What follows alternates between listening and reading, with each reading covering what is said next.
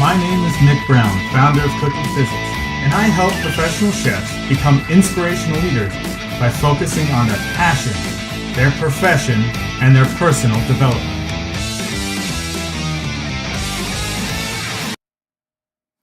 Welcome, welcome. I am so glad that we are here together. We are going to be talking today about surround yourself with support. So, what I'm going to be talking about today is all about how you so imagine like a chef, and you cannot put out this huge feast without having the people around you to help you out. You can't really run a restaurant completely by yourself. You can't put out a banquet completely by yourself. You can't do catering completely by yourself, especially when you have lots of people that you're going to be serving. So there are some things that you need to have to be able to be the best chef that you can be.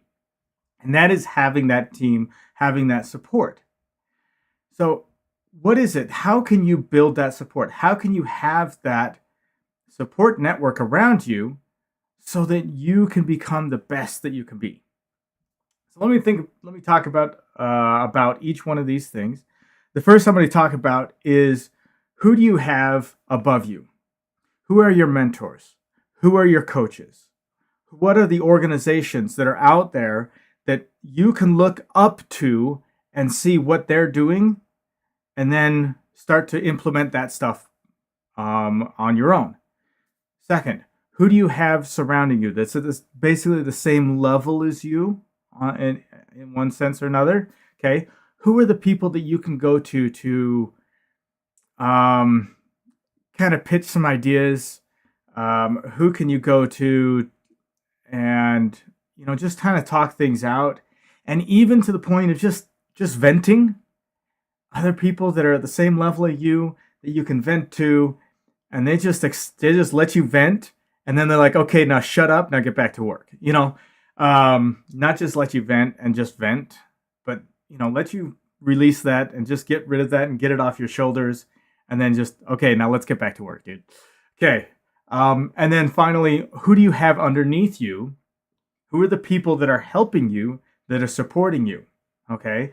If you are an executive chef, that would be your sous chefs, that would be your lead line cooks, the prep cooks, and everybody like that. Okay.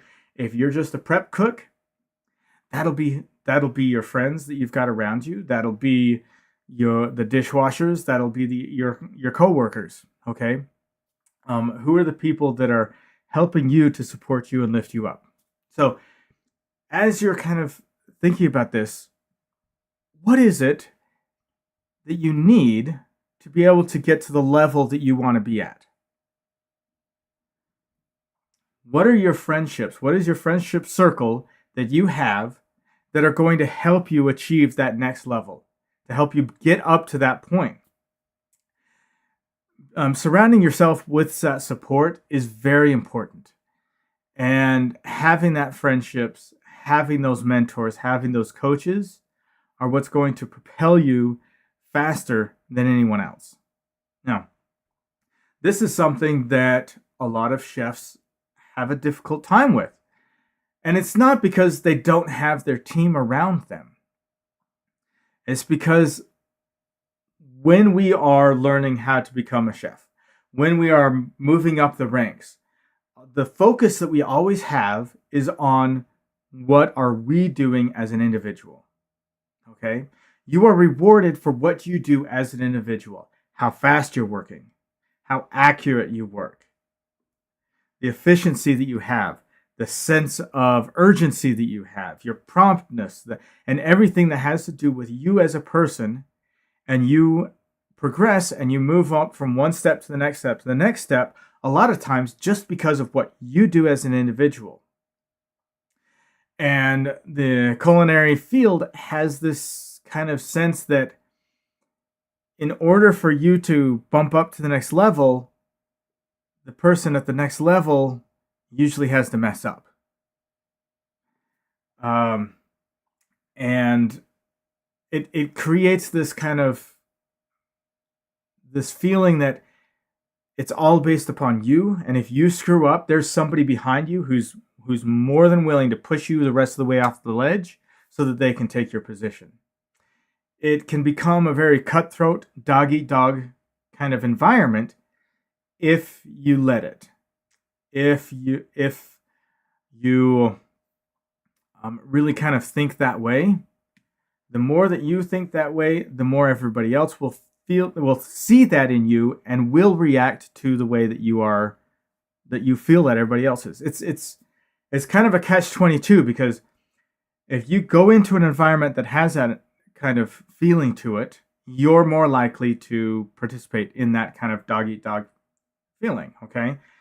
But but at the same time, if you've got that feeling and you go into another environment, you can start to create that environment, which just kind of continuously builds until the entire environment is that dog eat dog kind of mentality. So, what are some of the things that you can do? One of the things that I highly stress is that you try and get rid of that dog eat dog mentality, and this is kind of how you feel, how you think about it. So, you want to advance. There is somebody else in front of you that is preventing you from advancing because they have that position. So what do? Your job is to support that person and to help build that person's ambition to jump up to the next level. So that when they go up to the next level, you are ready to move in and support them. If you are at the top and you've got several people below you, your responsibility is to be that mentor, is to be that coach that teaches them the things that they need to know so that they can take your position. And if you're thinking that way, that it's not they're trying to throw you off the cliff to get your position, what they're trying to do is throw you up the mountain so that they can take your position. Okay? So you need to start to build the environment around you, start to build the friendships around you that support that kind of a mentality, where you are trying to improve, they want you to improve, and you're all going to improve together. Because if you're able to do this as a team, if you've got this network of friends, network of coworkers who are all striving to become the best, and they're all excited about each other's accomplishments and just want to kind of lift each other up, and the people that have reached that level are like, I want you to come up and hang out with me at this level, it just begins to create a different environment where people are excited to work. People are excited to go and to learn and to grow, because they know that they've got that support. It's not an environment where people are trying to stab you behind their backs. Okay. One of the most important things is that you always try and make sure that you're not the most important person not the most important, and you're not the most smartest person in the room. Okay. You always want to find somebody else that is smarter than you. Now, if you're the executive chef, you need to find other people who are smarter than you and have them work with you, have them work for you. Okay? Don't get insecure about somebody else knowing more of something than you do, because what you want to do is you want to keep that learning attitude. Okay? Yes, as the executive chef, you may know more of the business side, and that's why you're the executive chef. You may know more the leadership side, and that's why you're an executive chef. But your sous chef may know more about food. Your sous chef may know more about leadership. Your sous chef may know more about business. Okay? Whatever your weaknesses are, whatever you don't really have 100%, find somebody who knows that and start learning from them. Okay? Teach them the things that you know, and then learn from them the things that they know. And if you can maintain that relationship where everybody is kind of learning one person to the next, and nobody is really the smartest person in the room, everybody's got their strengths, but everybody's learning from everybody else. That's the kind of kitchen that really, really progresses quickly. That's the kind of kitchen that it's difficult to find. It takes work. It takes intentional effort in finding the right people, and it takes intentional effort as far as the executive chef to make sure that people understand that that's the kind of kitchen he wants. So I've talked a lot about the kitchen right now and how it is in the kitchen. So, but how can it be outside of your work? Okay. Who are your friends? Who are the people that you can go to just go and have fun? What are you doing to be able to grow and develop yourself? Are you in the right environment that's going to help propel you forward? Again, it's kind of the same thing. It's all the things that I've talked about with the kitchen and having those friendships and those mentors and those coaches. That's what's going to help propel you within the industry as well as outside of the industry. Okay? Who do you look up to as far as a person? Who do you look up to, say one of your hobbies that you have, one of the other passions that you have in your life? Do you have that kind of person? Do you have a coach to be able to get you to that point? See, in the restaurant industry, having a coach it's kind of weird. Okay, you kind of think there's a lot of ego that chefs have because, like I said, we worked really hard to get where we're at, and it was all based upon our efforts, and so we deserve to have what we've got. And the thought is that like I accomplished that by myself, so I shouldn't need any more help. And it's kind of a tough kind of a thing because yes, you did accomplish it, but you always could use more help. If you're going to let's just say, you're going to learn the trombone, okay, and you really don't know how to play the trombone, but you want to learn.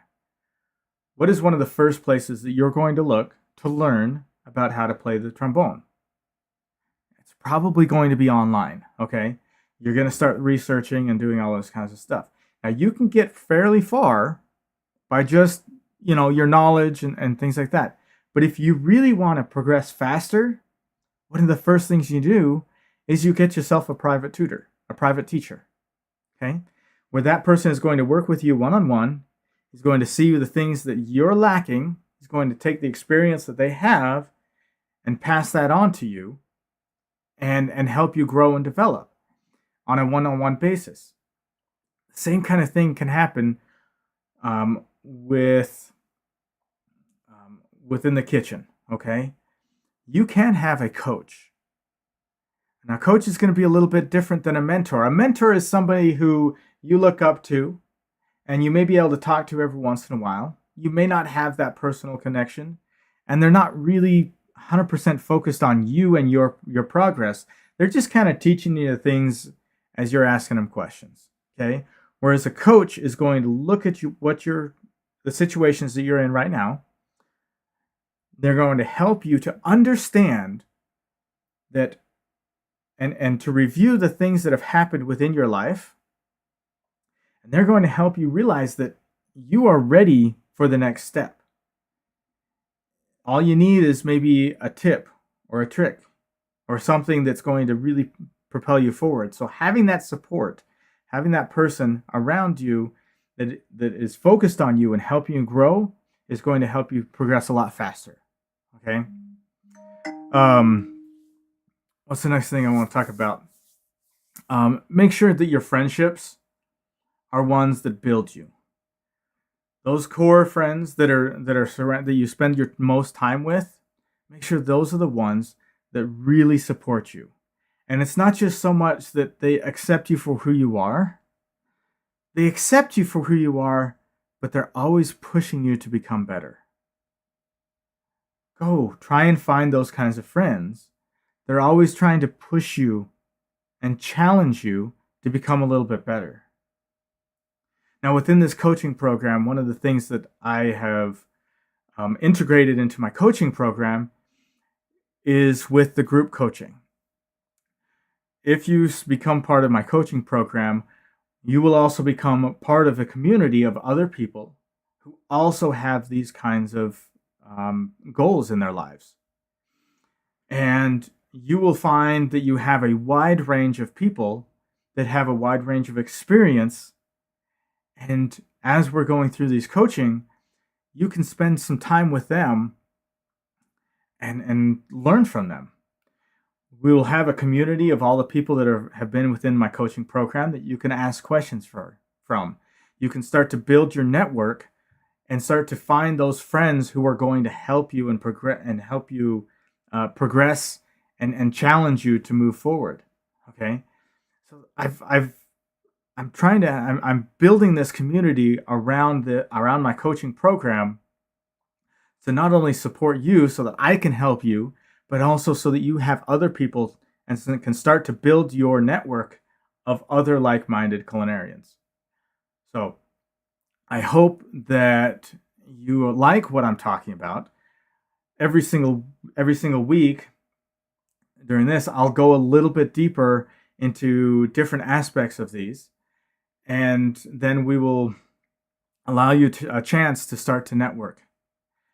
And that's kind of what I'm hoping to get and what I'm hoping to give to you as we're doing these coaching programs. So if you're interested in this and you'd like to have me as your coach and start to build that network of other culinarians who also have that desire to really grow, to really develop, and to become the best that they possibly can, sign up for my coaching.